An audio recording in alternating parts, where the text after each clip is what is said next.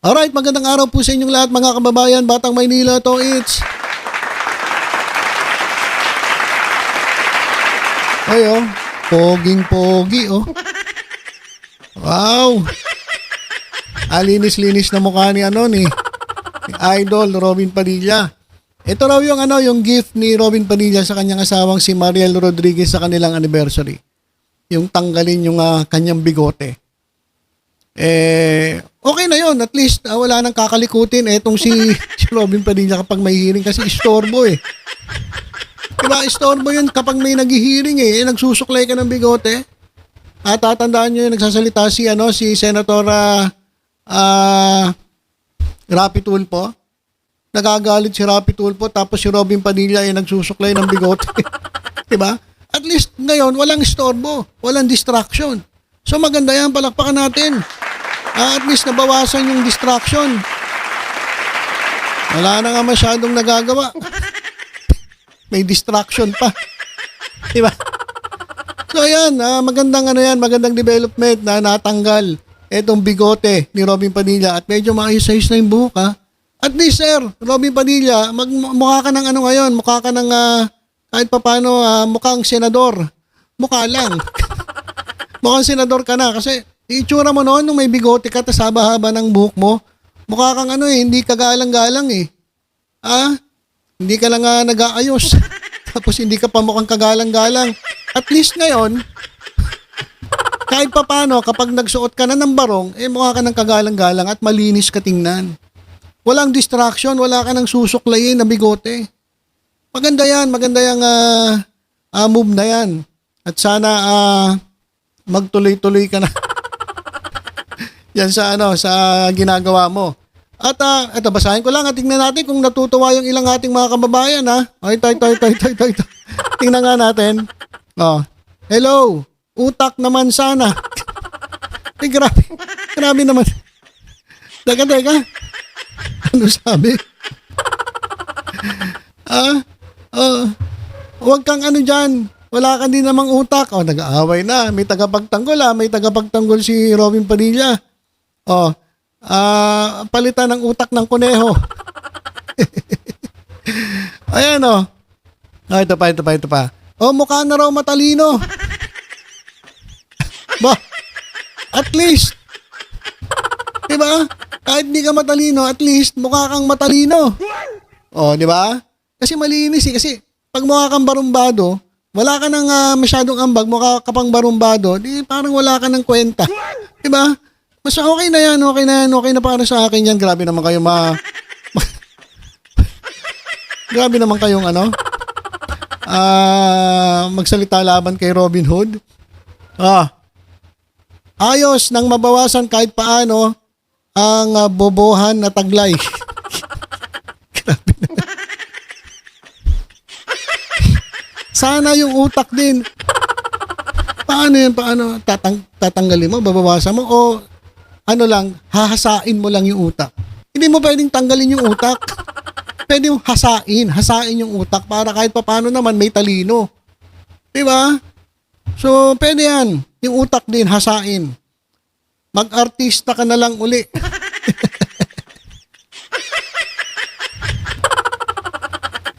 Ayan mga kababayan. Tapos ito.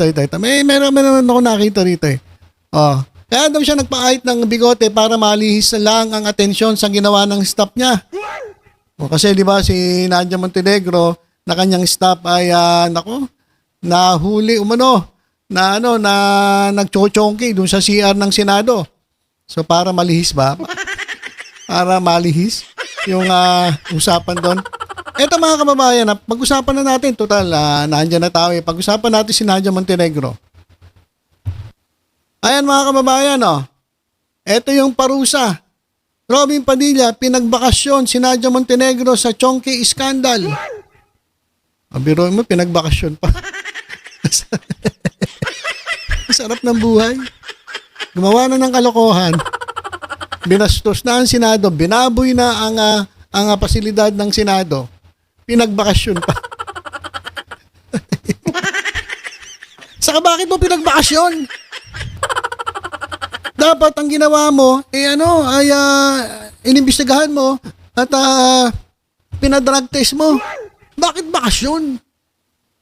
Robin Padilla, pag ikaw nagsasalita laban kay Presidente Bongbong Marcos at kung kanino diyang mga sa administrasyon, galit na galit ka. Diba? Gusto nyo nga ng mga hair follicle test. Pero pagdating dito sa staff mo, bakasyon? Bakasyon ninyo? Imbis na ipa-drug test ninyo? Ha? Ito mga kababayan yung report, Robin Padilla, pinagbakasyon si Nadia Montenegro sa Chonky Scandal. Pinag-leave of absence ng tanggapan ni Senador Robin Hood Padilla si Nadia Montenegro simula August 13, 2025. Gayon pa man, sinabi ni Atty. Rudolph Philip Jurado, Chief of Staff ni Padilla. Kahit nagbakasyon si Montenegro ay kailangan itong magsumite ng consolidated reply/explanation matapos madawit ang pangalan sa incident report ng Senate Office Sergeant at Arms hinggil sa amoy marijuana sa Ladies CR na nasa ikalimang palapag ng Senate Building noong Agosto 12. Ang gusto nila, mag-explain. Ba't mag-explain? Magpa-drug test? Bakit explain? Ang dali-dali lang mag-explain.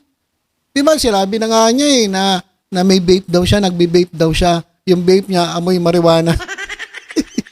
Meron ba nun? Doon sa mga nagbe-vape mga kababayan. Tanong ko lang, meron bang ganon? Meron bang scent? Kasi juice yan di ba? Juice ang tawag nila dyan Ako nagtatanong doon sa mga nagbe-vape mga kababayan, makisuyo naman po sa inyo. Meron bang marijuana flavor sa vape? Meron po bang marijuana flavor sa vape? O wala po? Wala pong flavor na ganon? Na chonky flavor? Baka chonky flavor. Ay, hindi masyado halata. Meron po ba, doon sa mga nagbe-vape, ako nagtatanong lamang meron po bang chonky flavor? Kasi sabi ni, ang explanation ni Montenegro, vape daw yun ewan ko At itinanggi rin ng Chief of Staff na nagbitiw na sa pwesto si Montenegro bilang political officer sa opisina ni Padilla sa gitna ng isyong kinasasangkutan nito. Not true daw. Hindi naman daw nag-resign. At kasama pa rin sila. So, kahit nagchuchonki, okay pa rin. Kasi ba naman siyempre, yung amo nga niya Ito si Robin Padilla, di ba siya yung nagsusulong na malegalize itong medical cannabis na ito? Sinasabi niya. So, sa tingin ko, okay lang kay Robin Padilla. Kaya, ka lang muna, palamig ka lang muna. Kasi ikaw naman kasi, hindi mo natiis Sobra na mga kaadikan niya, hindi mo natiis. Pwede naman doon sa inyo Dapat umuwi ka muna bago ka man lang bumanat Diba? Hindi nakatiis. Siguro talagang na siya, atat ng makapag-vape. Makapag-vape ng chonky flavor. Naghihintay pa raw sila ng explanation ni Nadia Montenegro.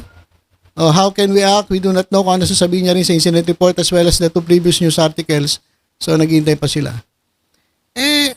Sa totoo lang, dapat na kayo? Magpa-drug test itong si Nadia Montenegro. Haba-haba pa ng kwentuhan nyo dyan. Ipa-drug test nyo na lang para malaman nyo kung talagang nag-chochongki yan. Malalaman naman Dapat si Robin Padilla, ikaw magpa-drug test ka rin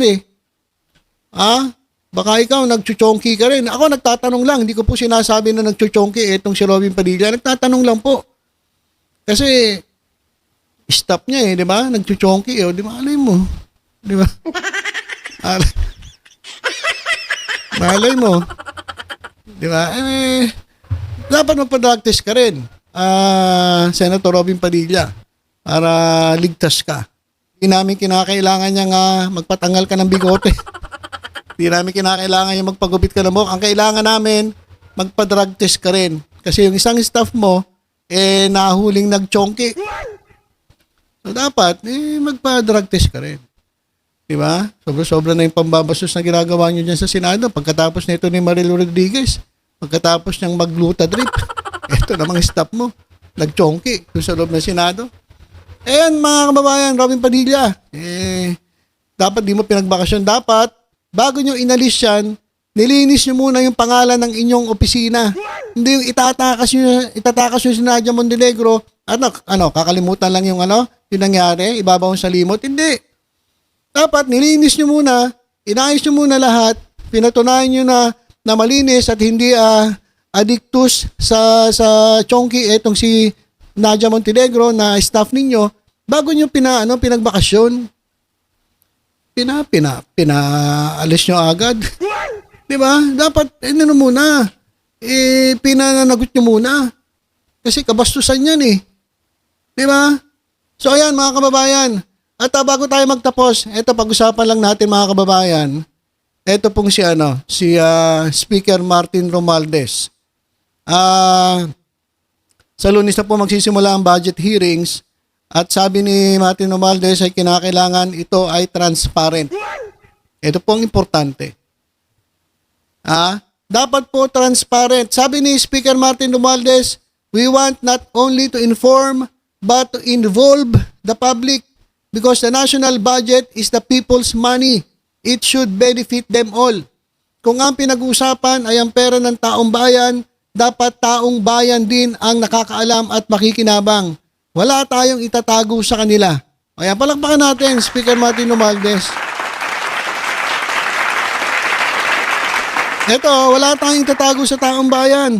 Simula sa Lunes, itong hearing ng 6.793 trillion national budget para po sa 2026 ay umpisahan na at iniimbitahan nila ang miyembro ng Development Budget Coordination Committee at para po bantayan at ito ay buksan sa publiko. Ayan mga kababayan, alam niyo, itong budget ibubukas sila sa publiko. Maganda po 'yan. At gusto nga ni Senator Lacson pati po dun sa BICAM dapat nakapubliko. At pag may budget, yung mga nagdadagdag, hi Cheese Escudero, kamusta po kayo sir? Kamusta po ang Senate President? Wala po, nabanggit ko lang po yung insertion. Kasi mga kababayan, yung insertion, yun ang malala eh. Meron na pong budget na kagawa na, pero pagdating po ng BICAM, meron pong nagpapasok. At doon po sa mga nagpapasok, yun po ang hindi po nakasulat doon. Ang gusto ni Senator Lacson, yung nag-amyenda, yung nagdagdag, yung nag-insert, dapat nandoon. Alam ng taong bayan. Nakasulat sa report. Hindi nakasulat sa report eh. Naabo ko lang yung kay Cheese Escudero eh. So dapat, alam ng taong bayan lahat. Kung sino nag-insert, kung sino nagdagdag, sino nagbawas. Pero mo, binawasan yung PhilHealth, binawasan yung DOH.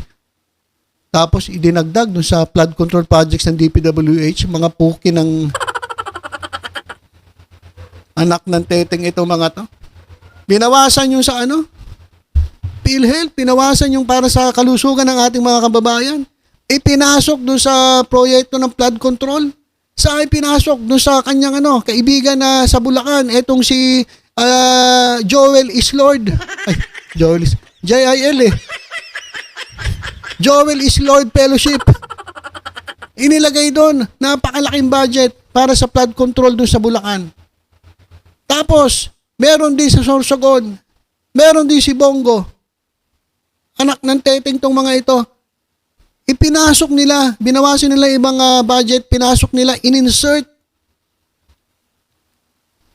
Ayan ang dapat, hindi na maulit. At kung meron mang gagawa uli niyan, hi uli, Cheese Escudero, kamusta po kayo sir? Kamusta naman? Sana po nasa mabuting kalagayan, sana po nakakatulog pa kayo ng maayos. Dahil po sa mga nangyayari, bahala na po Diyos sa inyo. So yun po ang dapat maging malinaw, dapat malaman ng taong bayan. Ayun po kasi yung nangyayari. Hindi po alam kung sino nag-insert, hindi po alam kung sino nagbago. Ayun po dapat ngayon ang malaman ng taong bayan. Kaya sabi ni Speaker Martin Romualdez, wala tayong itatago sa kanila. Yan. From the House to the Senate to the BICAM, dapat lahat po yan nakapubliko. At dapat makita natin kung sino yung sikretong pumapasok dyan. Kasi first time lang po nangyari lang isang Senate President ay pumasok po dyan sa BICAM. Sabi niya, pumasok lang naman ako noon eh. Hindi naman ako nagnakaw eh. Putik yan. Ikaw ang kauna-unahang pumasok dyan na Senate President. Anong ginawa mo dyan? Pumasok lang naman ako. Hindi naman ako nagnakaw. Kayo naman. Putik na palusot yan. So yun mga kababayan, sigurado, etong budget na to, wala na tayong makikitang papasok dyan mga kababayan. Sigurado. Kasi nabo ko na nung una eh. Sa tingin ko hindi na mauulit yan. So ayan po mga kababayan ng ating updates. Sana po maawa naman po kayo sa bansa natin kung sino man ang mga magnanakaw dyan sa gobyerno. Sana po maging tapat naman kayo sa inyong katungkulan. Kasi alam niyo, kahit ilan pa nakawin nyo dyan, hindi man namin malaman, pagdating nyo, pagharap nyo sa Diyos, sigurado, doon kayo mananagot. Maitago nyo man ang katarantaduhan nyo dito sa lupa kasi kayo mga nasa kapangyarihan eh. Pagdating po sa lumikha sa atin, sa Diyos, ewan ko lang kung meron kayong excuse.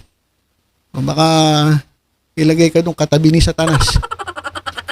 Okay, so yun lang po muna mga kababayan. Tutok-tutok lang po dito sa Batang Maynila. Sa iba pang updates, ingat po tayong lahat. God bless po.